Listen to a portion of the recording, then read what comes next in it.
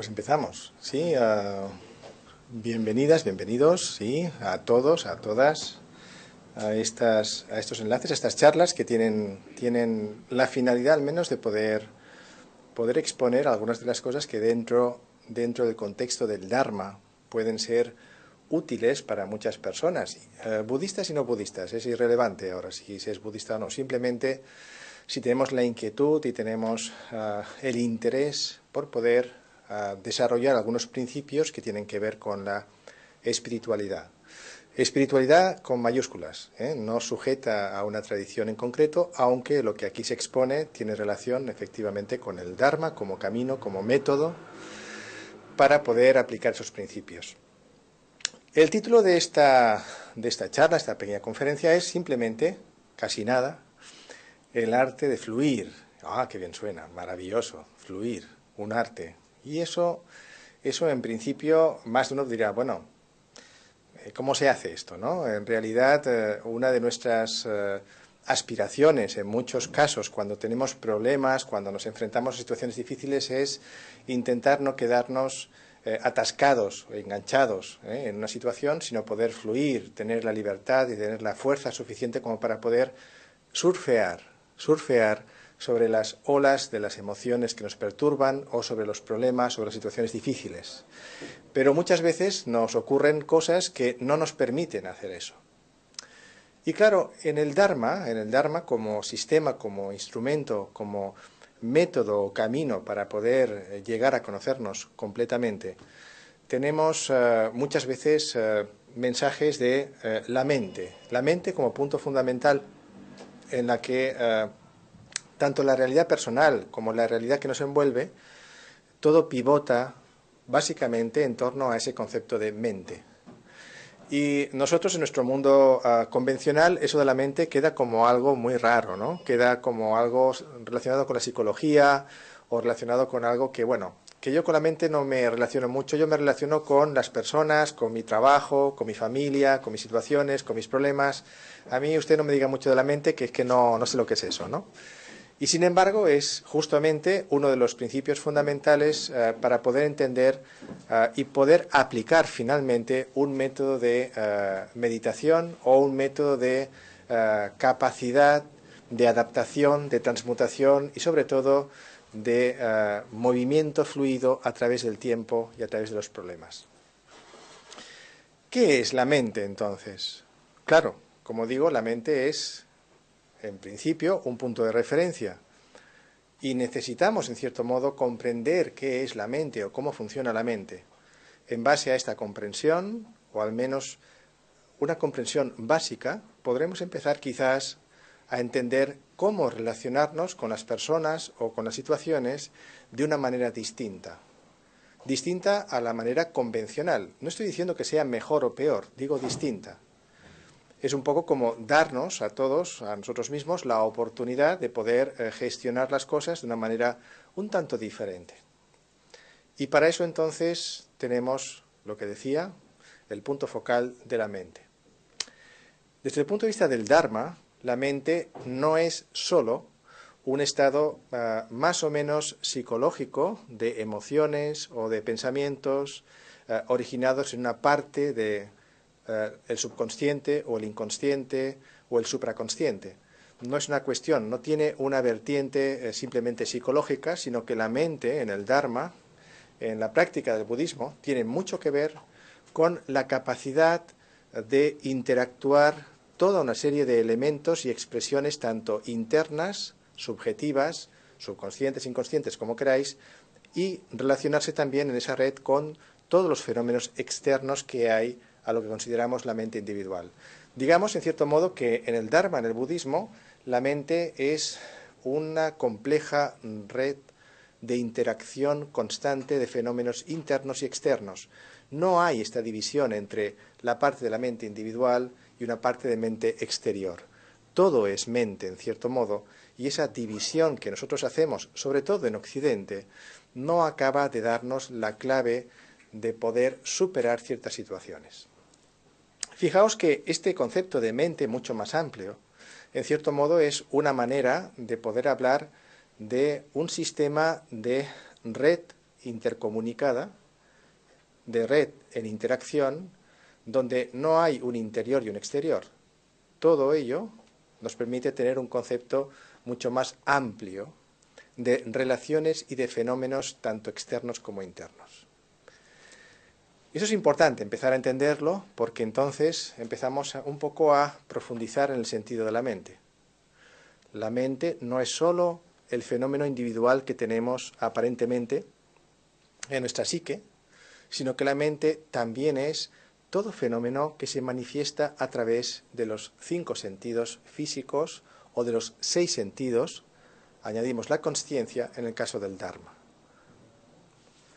Así entonces, lo que estáis ahora percibiendo no es exactamente lo que creéis que es, sino que realmente es una manifestación también de la propia mente. En cierto modo es como empezar a darse cuenta que no hay división entre lo que nosotros pensamos, sentimos o experimentamos como individuos, como individualidad, sino que realmente hay una interacción también con todo fenómeno externo.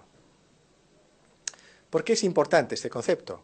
Bueno, esto es importante porque entonces sitúa el sentido de las relaciones entre lo exterior y lo interior. Y sitúa también el sentido de las relaciones entre las personas, el sentido de las relaciones entre el contexto laboral, social, familiar y también las propias personas.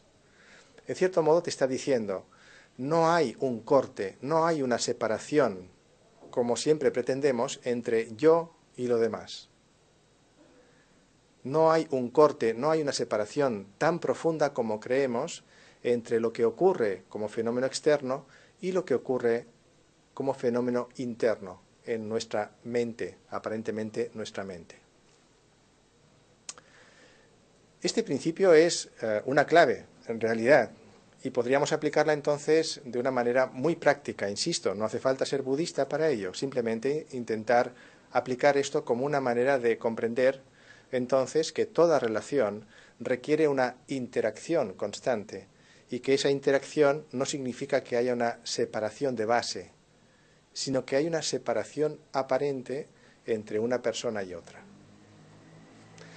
Un ejemplo sobre esto. ¿Qué ocurre cuando dos personas se conocen en una relación inicial, ya sea una relación sentimental o ya sea una relación de amistad? Al principio de la relación, ¿qué es lo que ocurre? ¿Qué es lo que suele ocurrir cuando dos personas conectan? Maravilloso. Increíble. Parece que todo fluya. Uno dice una cosa, el otro dice la otra, parece que los dos están diciendo lo mismo, se entienden perfectamente, apenas hay conflictos, todos son gracias, son bondades, es buen rollo, buena historia, maravilloso, increíble, hablamos, el otro habla, yo hablo, tú hablas, el otro no, hablamos, vamos incluso a hacer lo mismo. Si hacemos algo distinto incluso no hay ningún conflicto, simplemente, pues vale, pues hacemos lo que tú digas, no, haces lo que tú digas, pues hacemos un día una cosa, otro día hacemos la otra, no hay ningún problema, nos complementamos perfectamente. Sentimos una sensación muy ligera del asunto, ¿no? Eso es al principio. Ese principio puede durar, no sé, puede durar días, puede durar semanas. Ya cuesta mucho que dure meses, cuesta bastante más que dure años y cuesta bastante más que dure vidas. Pero bueno, vamos a quedarnos solamente en la relación que empieza al principio, diciendo que los primeros días todo va perfecto, las primeras semanas también, el primer mes también. Pero supongamos que pasan 2 o 3 meses y empezamos a notar como que lo que antes era una especie de nube, bonita, preciosa, increíble, todo encajaba, de repente como que empiezan a haber roces, ¿no? Una de las personas empieza a tener ideas distintas, pero en vez de acoplarse o complementarse con la otra, empieza a defender especialmente su idea. No desde la complementariedad, sino desde el conflicto. Yo tengo razón, tú no tienes tanta razón. Es más, yo tengo razón y tú no. Y si tú la tienes, no me importa, yo sigo teniendo la mía. Y entonces empezamos a congelar la relación. Empezamos a hacer de la relación algo que empieza a perder frescura, empieza a perder entonces sentido de fluidez. Bueno, en el caso de las relaciones sentimentales se llamaría a pasar de la fase de estar enamorados a estar empezando a madurar el enamoramiento, lo cual es también un tema bastante complejo. En el caso de las amistades no estamos hablando de un enamoramiento, pero hablamos de una sincronicidad, una conexión interesante que se va modificando con el paso del tiempo.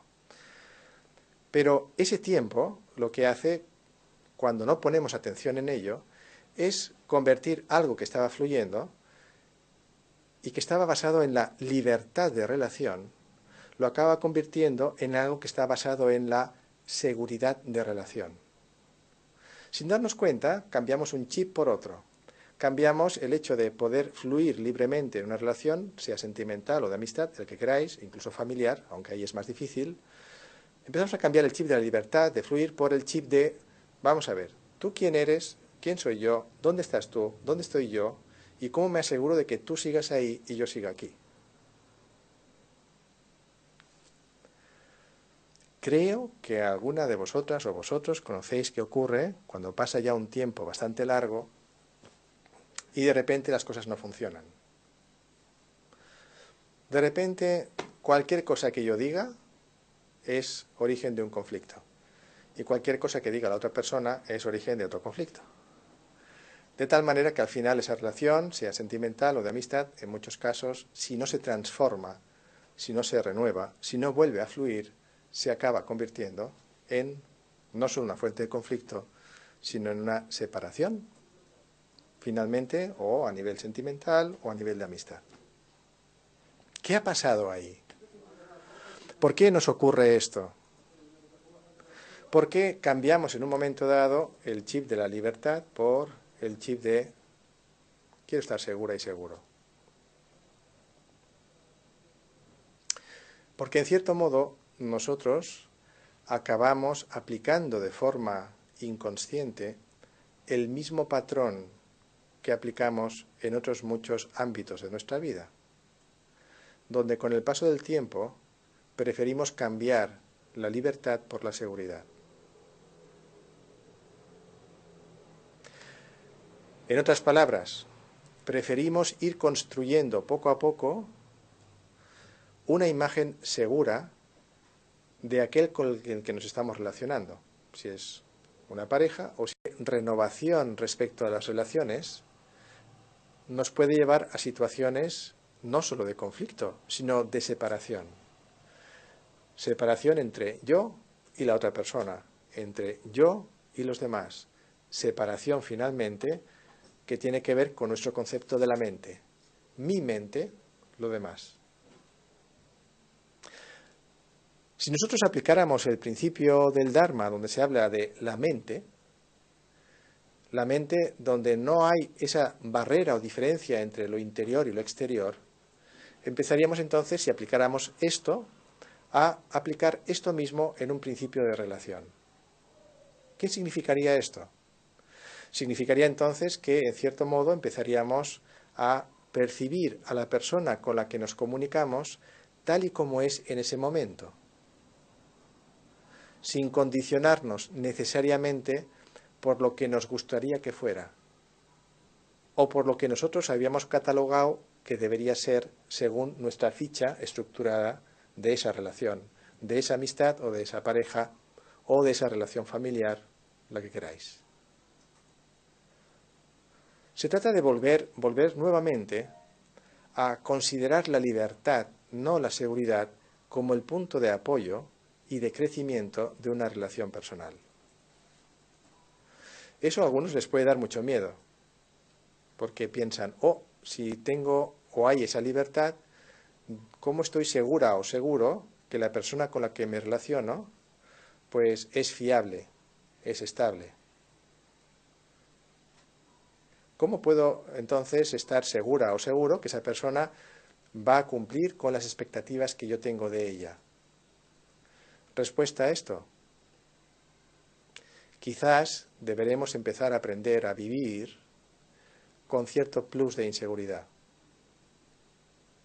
Quizás la cuestión será empezar a comprender que vivir con cierta cantidad de falta de confortabilidad no es necesariamente malo. no es necesariamente negativo.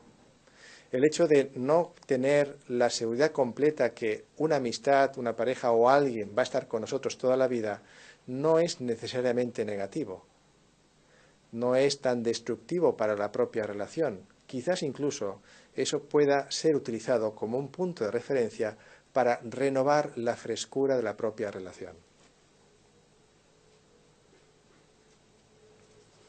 Ese es el punto a lo mejor. En el momento en el que nosotros consideramos la propia libertad de las relaciones igual que consideramos a la mente, como algo interactivo, unificado, no cortado, no congelado, empezamos a comprender el principio de la fluidez. Fluir y ser libres, tanto en lo que pensamos, en lo que sentimos y en nuestra manera de relacionarnos, está realmente conectado. Es una analogía, libertad y fluidez, en el sentido de es como una corriente, en realidad, que no está siendo cortada y fragmentada solo por buscar la seguridad de nuestro propio ego. Se trata de superar, en cierto modo, a nuestro propio ego. Se trata de superar, en cierto modo, la necesidad que tiene el ego siempre de estar seguro o segura que está ahí, que existe, ante todo y contra todo. Cuando nosotros empezamos a comprender este principio de fluidez, en cierto modo también empezamos a comprender y aprender incluso de la propia naturaleza. La naturaleza tiene muchísimos ejemplos que nos podrían enseñar sobre el principio de fluir. De hecho, pues las mismas estaciones es un ejemplo de fluir. El hecho de amanecer, atardecer o anochecer y volver a amanecer es un ejemplo también de fluir. Por ejemplo, cuando observamos el mar o las olas del mar, también es un ejemplo de fluir. Cuando, por ejemplo, también podemos ver el viento, quizás entre los árboles, es otro ejemplo de fluir. Cuando respiramos, cogemos aire y soltamos aire, es otro ejemplo de fluir. ¿Por qué nuestra mente convencional no fluye? ¿Por qué nuestra mente convencional se aferra a un sistema, a un patrón de vivencia que no tiene que ver con lo natural, con lo sencillo, con fluir? Muchas veces porque sentimos miedo, tenemos un terror enorme a no poder tener la seguridad de relacionarnos con alguien que nos dé pautas de fiabilidad. Fiabilidad supuesta, porque no es más que una construcción mental que hacemos nosotros, de nosotros o de los demás, para mantener una seguridad ficticia. ¿Dónde podemos encontrar una seguridad real, entonces, en la vida?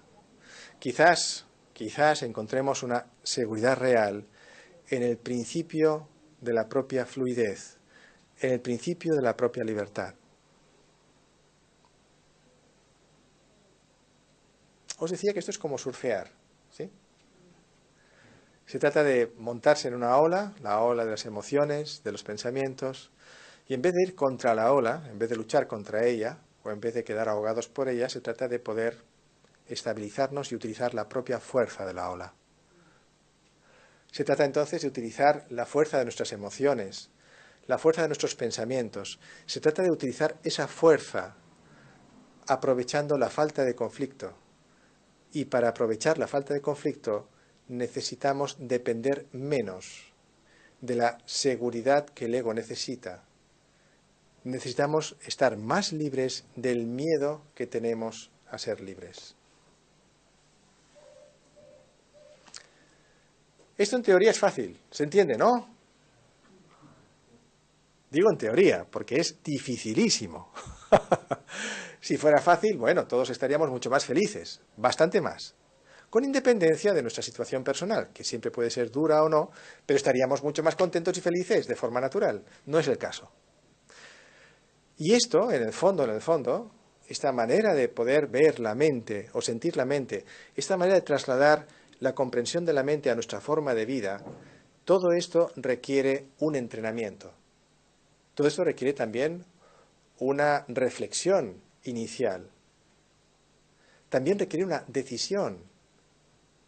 ¿Queremos seguir manteniendo y sacrificando la libertad a cambio de esa seguridad? ¿Queremos seguir utilizando el método de congelar emociones, congelar relaciones, congelar situaciones, solo para disfrutar de lo congelado y sentir que estamos seguros?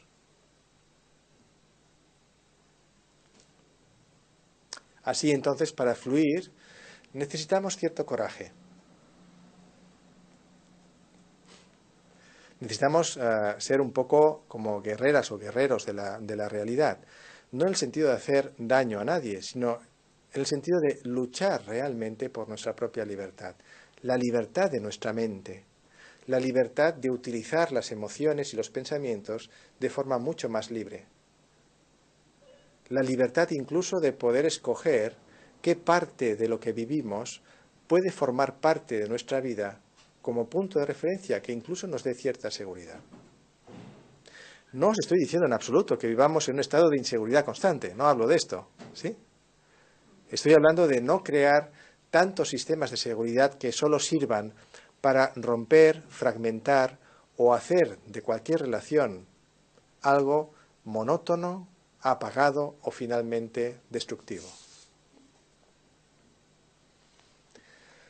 También hace falta cierta confianza en uno mismo, ¿no? Confianza en quiénes somos, confianza en qué somos, cierta confianza también en distinguir qué es lo que buscamos en la vida. Si nosotros queremos vivir solo manteniendo nuestra seguridad personal a toda costa, incluso a costa de los demás, quizás no estemos dentro todavía de un camino espiritual demasiado avanzado. Quizás estemos en un camino egoísta o egocentrista que solo está buscando justo eso, que nuestro ego siempre sea el centro de cualquier experiencia. Por eso las personas que tienen esta inquietud, que buscan esta libertad o que buscan cómo fluir, en cierto modo ya están implicados en un camino espiritual. Y esas personas, además, cuando empiezan a entrenarse en ese camino, poco a poco lo van convirtiendo en un arte. Porque, como comprenderéis, en el fondo, un camino espiritual no es una ecuación matemática cuadriculada que da siempre un resultado según unos números determinados. Hay tantos factores que no son controlables. Hay tantos factores que dependen de la interacción libre de tantos elementos, que muchas veces el ego ante eso siente miedo, y cuando siente miedo siempre intenta congelar la realidad, siempre intenta no fluir. En cierto modo, para el egoísmo y para el egocentrismo, fluir es justo algo que le aterra, que le da mucho miedo. Porque en cierto modo es como decirle, no controlas la situación, no controlas las causas y condiciones de la propia vida. Eso no es un buen mensaje para el ego, aparentemente, pero es muy buen mensaje para nuestro propio camino espiritual, cuando lo comprendemos y lo aplicamos de forma adecuada. El arte de fluir. ¿Qué ocurre cuando reímos? ¿Qué ocurre cuando nos cuentan un chiste de repente? Venga, un super monólogo de estos fantásticos, ¿verdad? Y empezamos a reír y empezamos a sentir cómo se mueve algo. ¿Qué es eso que se mueve, aparte de la alegría y de reírte? ¿Qué es esto? Esta es, en cierto modo, una manifestación de la mente en movimiento. La propia risa, el humor, es un sistema también que moviliza rápidamente también esta energía, este fluir, que es algo fresco, es algo muy parecido a lo que os decía que ocurre cuando alguien de repente conecta con otra persona y empieza a tener una relación, sea el nivel que sea. Nos falta esta frescura, esta manera de percibir las cosas. Y en ese sentido, por ejemplo, el humor puede ser un buen método para empezar a fluir. Hombre, no os voy a decir que estéis todo el día riendo. Si queréis también podéis hacerlo. Pero, caramba, no está mal. Es un buen método, es una buena manera. Y a veces podemos tener muy buen humor estando aparentemente serios. No hace falta que estéis todo el rato así también riendo, no es necesario. Pero sí tener el sentido de nuestra mente más liberado. En cierto modo, tener el sentido de la vida mucho más fresco, no tan sólido. ¿Nos preocupamos tanto por las cosas? ¿Lo hacemos todo tan pesado? Parece que todo es importante. Parece que todo debe acaparar nuestra atención. Parece que si no estamos poniendo toda nuestra preocupación en las cosas no tienen importancia. Eso es irreal. De hecho, nuestra sociedad, incluso el sistema de comunicación de nuestra sociedad, todo lo que son las noticias, todo lo que surge siempre a través de las noticias que nos llegan, siempre son cosas que nos deberían preocupar. Conflictos, situaciones difíciles, sufrimiento, muertes, guerras. Claro que todo eso es mucho dolor y claro que es muy importante. Pero todo eso puesto en nuestra mente como un elemento de preocupación que nos aplasta y que hace de nuestra vida algo alejado del fluir, no creo que sea muy sano para nosotros. Tener compasión por los seres que sufren es extraordinario. Ahora, que esa compasión por los seres que sufren se convierta en una especie de arma contra ti misma o ti mismo, eso es un problema.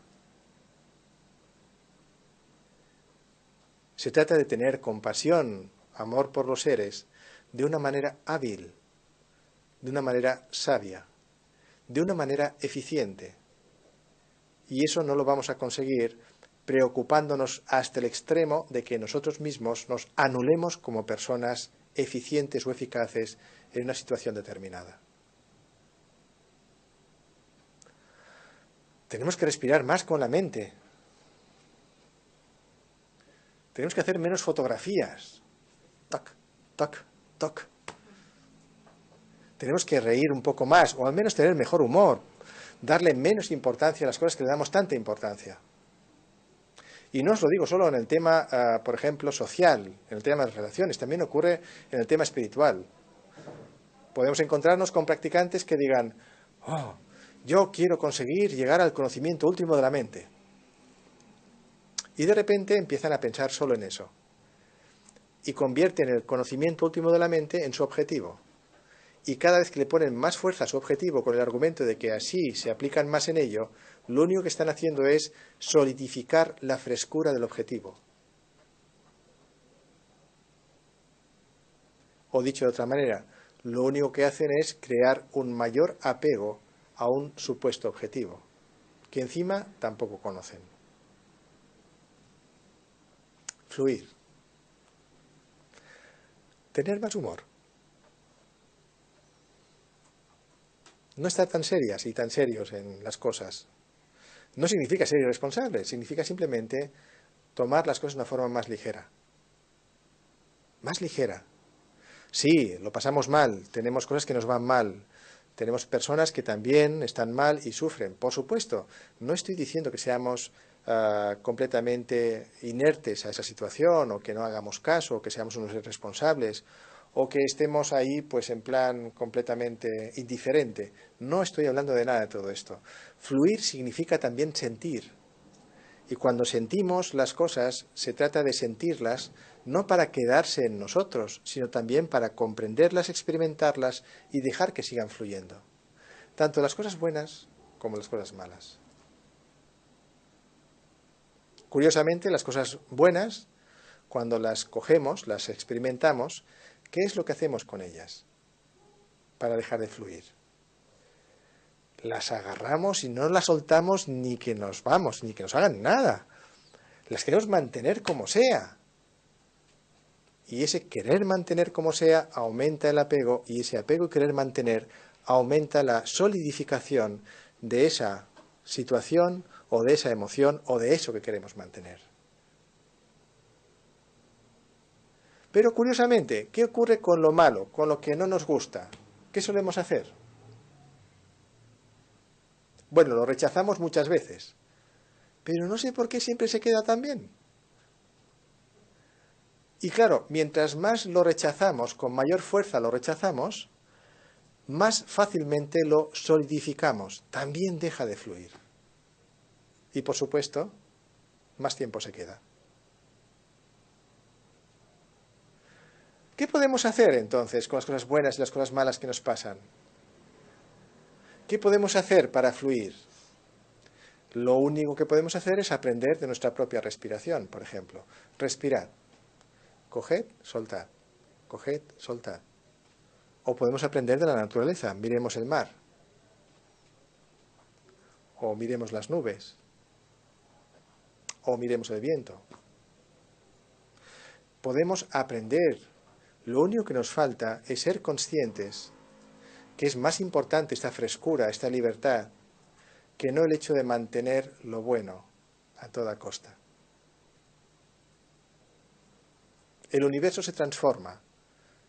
Todo se transforma. Absolutamente todo.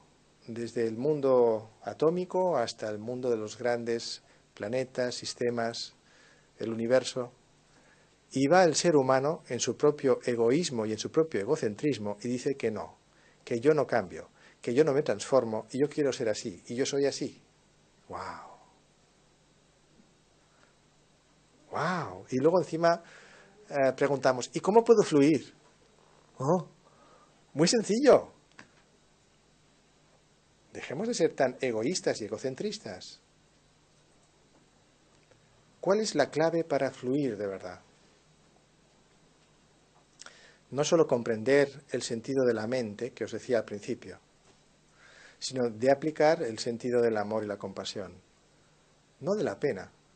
Amor y compasión entendido como un sistema de interrelación constante a través de todos los seres vivos, que nos hace, nos une y nos permite, en cierto modo, tener la experiencia de la vida no como individuos, sino como un gran colectivo.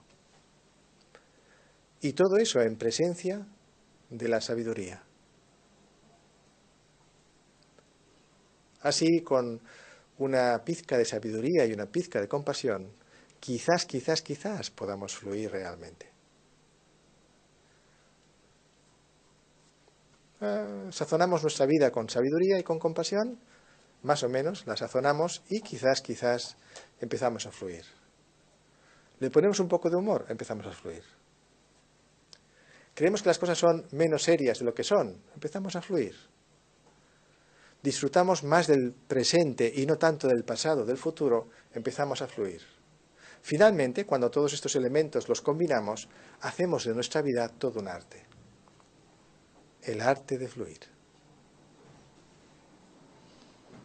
¿Quién se apunta? Yo. Bien. Vale. Menos mal, alguien se apunta. Ya estamos fluyendo. Eso es bueno. Si no, nos quedaríamos congelados en yo quiero, pero me mantengo donde estaba. Ya lo he escuchado, ya lo he entendido, pero me mantengo donde estaba. No es solo escuchar, es reflexionar, contrastar, experimentar y, si funciona, aplicar. Os invito a hacerlo, si queréis. Hay unos minutos de preguntas. Aprovechamos, como podemos chatear a través del live stream, o también los que estáis aquí, también podéis preguntar si queréis, y así podemos ampliar en esta interacción, en este fluir entre quien habla y escucha, así todos hablamos, fluimos, algunas cuestiones que puedan ser interesantes. Así que tenéis la palabra. ¿Alguna pregunta, cuestión?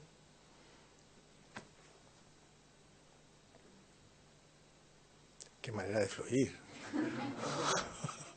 Impresionante.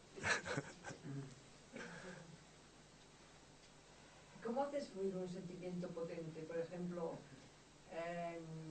si has metido la pata en un sitio o si tienes un cabreo muy grande.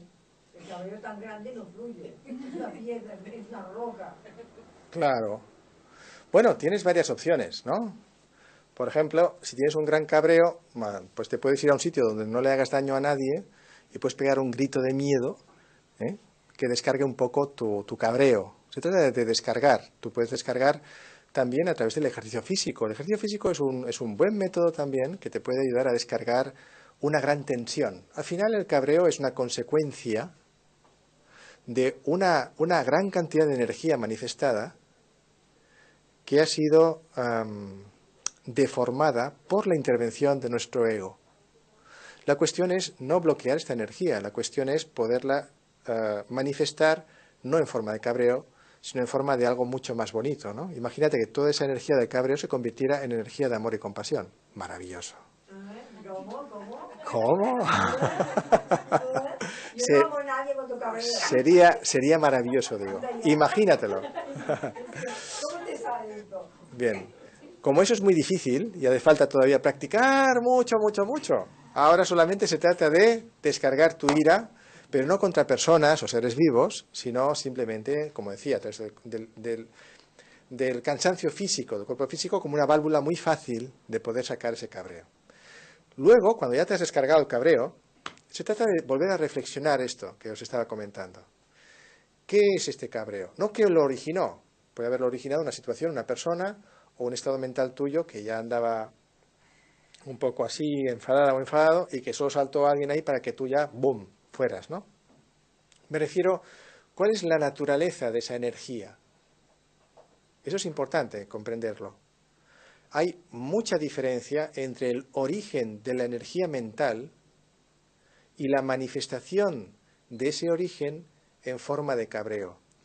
Esa energía mental, el origen de esa energía mental es una cosa, pero cuando pasa por el tamiz del ego, se convierte en otra.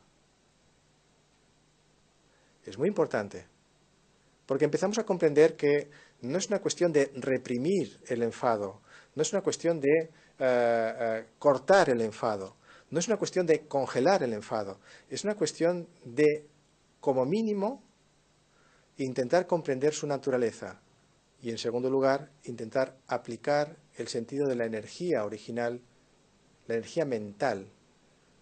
¿Cómo podemos conseguirlo? Con mucho entrenamiento, pasando mucho entrenamiento, meditando mucho, practicando mucho, podemos conseguir al final sacar al ego de la ecuación. Cuando quitamos al ego de la ecuación, esa energía ya no se manifiesta en forma de cabreo, ya es energía mental, dinámica, potente, y puede ser utilizada de una manera muy, muy, muy constructiva, muy saludable. Puede incluso armonizar situaciones, puede incluso cambiar conflictos, puede incluso hacer que las cosas funcionen de una manera extraordinaria. Pero para conseguir eso hace falta todavía mucho entrenamiento.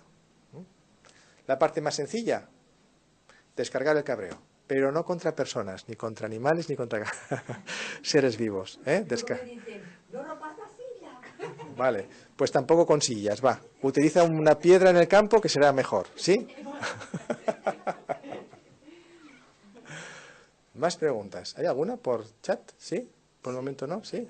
¿Tres? Por favor. Comentarios y preguntas.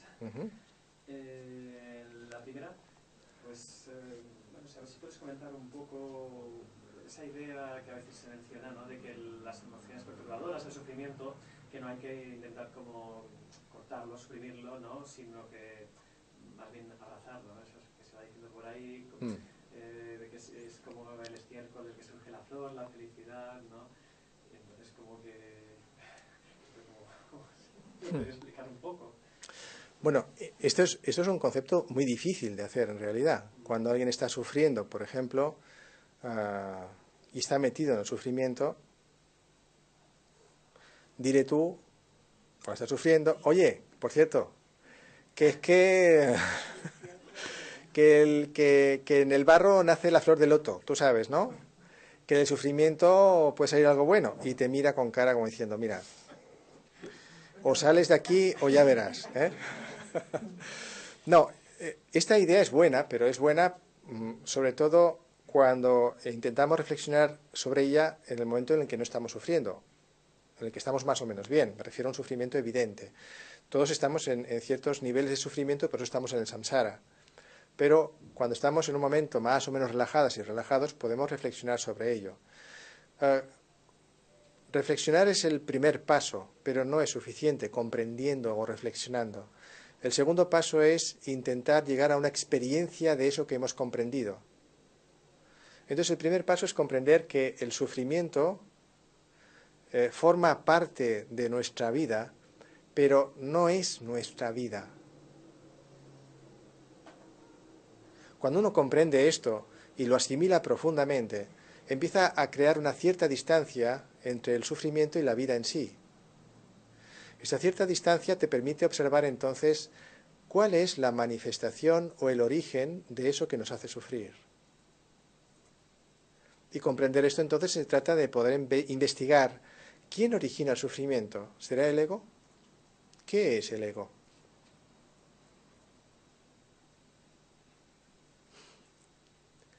Empezar esta línea de investigación es practicar el Dharma.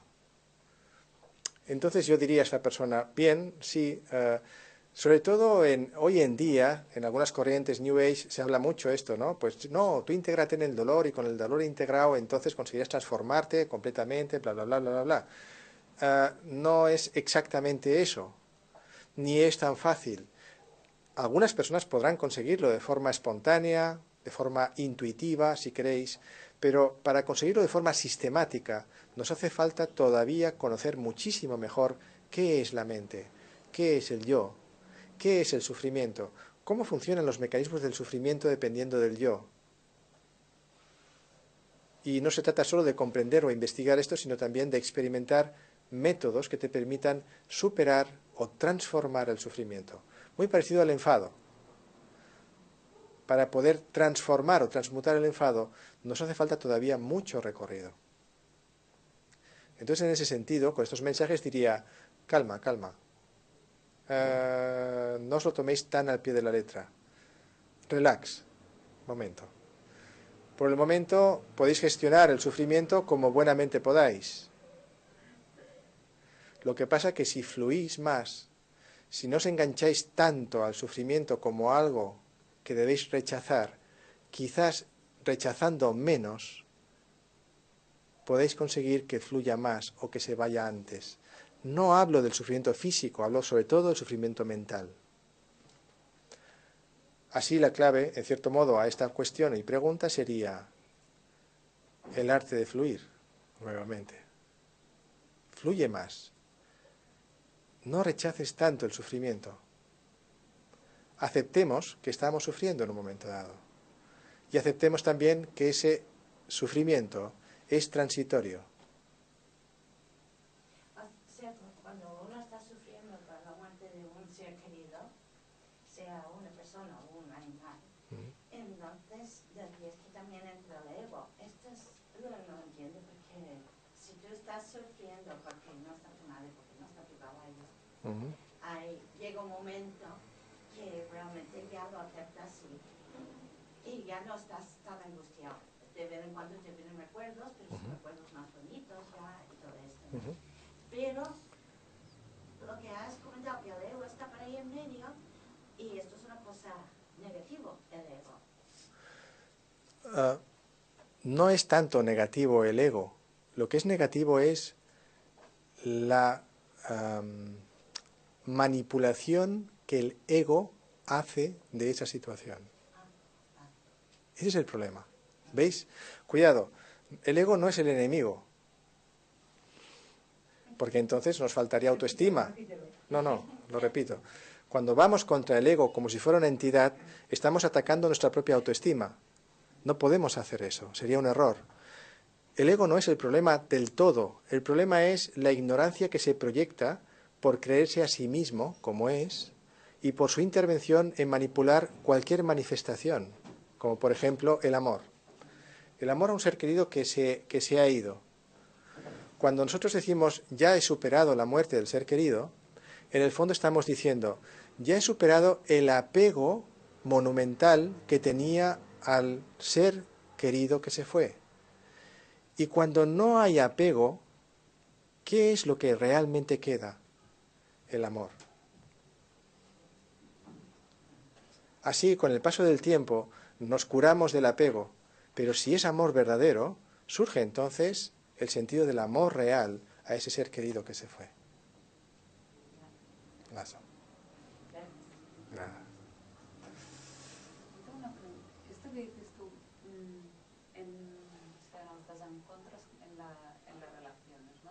Y que si tú no congelas la imagen de alguien ni esperas de esa persona que haga algo, te llevas menos decepción, pero de todas formas podría ser que la evolución de dos personas fuera distinta, lo que pasa es que de una forma nada traumática, ¿no? Que se asumieran que, o sea, tampoco es garantía de que vas a ser capaz de, por ejemplo, una relación de amistad. Tengo colegas que hacen una evolución que dices que ahora yo com casa gent o casa. No? Claro, claro, claro. Hay una evolución natural de las relaciones, claro que sí.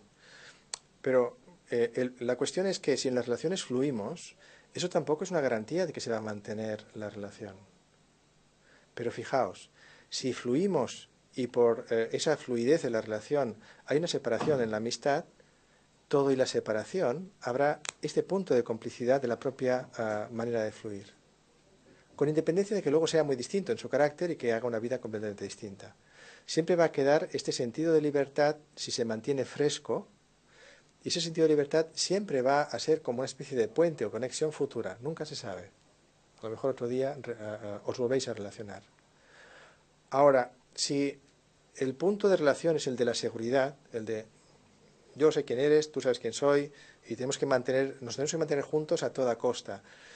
Este intento constante de mantenerse juntos de forma artificial y no fluida va a llevar a, como en muchos casos, en los que esa amistad o esa relación se rompa y luego no quede ningún puente, pero ninguno, ¿eh? En muchos casos es un enfrentamiento entre adversarios que dura años, meses, años o mucho tiempo, o una separación de vidas completa. Entonces, por orgullo, porque yo al final tuve razón, porque yo me mantengo, yo soy quien soy, lo típico, ¿ves? Yo soy quien soy. No admitimos ni siquiera que cambiamos. Y el orgullo del ego también. Absolutamente, es una proyección del ego. Ahora, el punto es no congelar las relaciones en un sistema de estar seguros y tampoco convertir fluir en las relaciones como un sistema de estar seguros. Porque si no estamos repitiendo el patrón de querer estar seguros a costa de la libertad.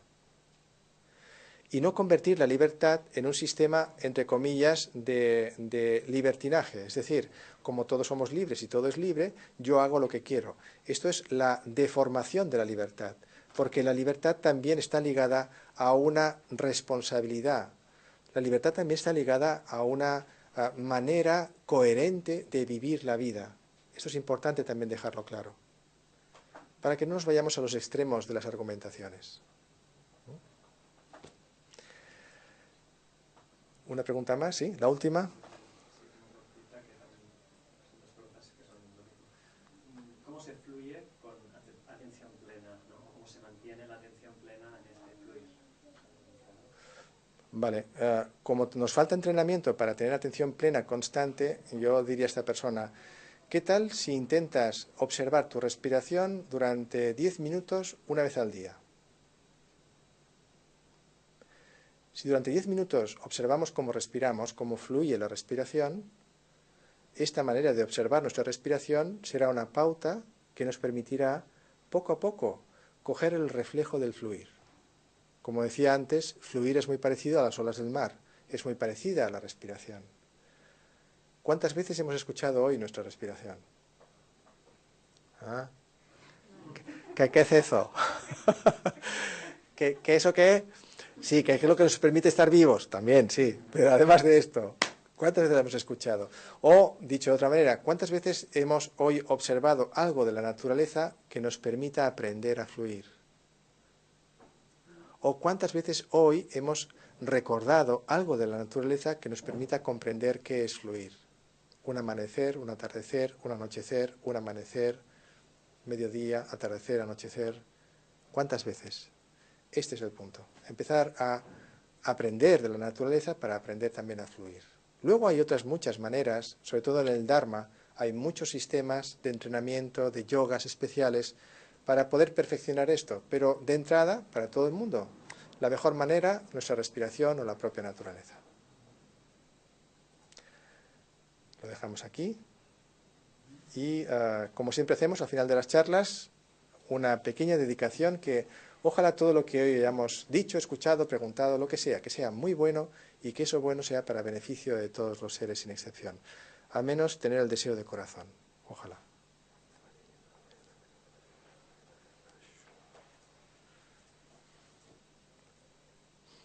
Muchas gracias a todas, a todos los que estáis aquí y gracias también a todos los que se hayan conectado. Gracias. Y fluid, es todo un arte. Gracias.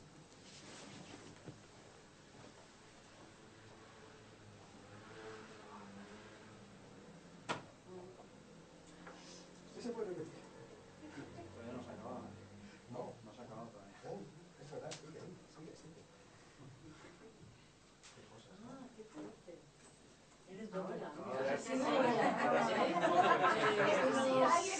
nivel que yo. Ha sido tu propio ego que ha dicho, todavía no quiero acabar. Ahí, congela. Pues en unos minutos seguimos, ¿sí?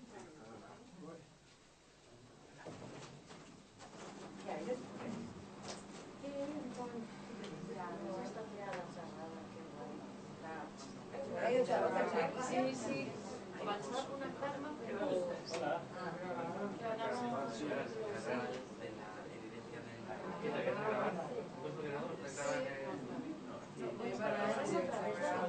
Y aquí es parte de la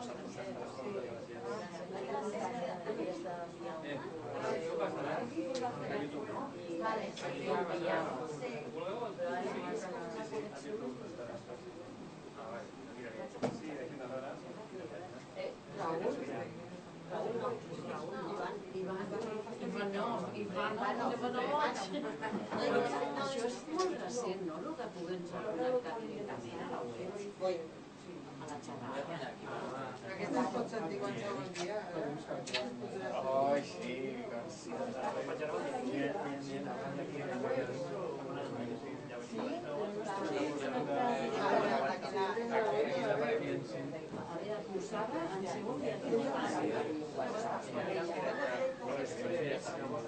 Oye, Albertico, estamos los tres juntos. Hi ha la possibilitat aquesta, que abans no hi era. Sempre ha estat aquesta possibilitat. De la web. No, home. A la feina fa 4 mesos. De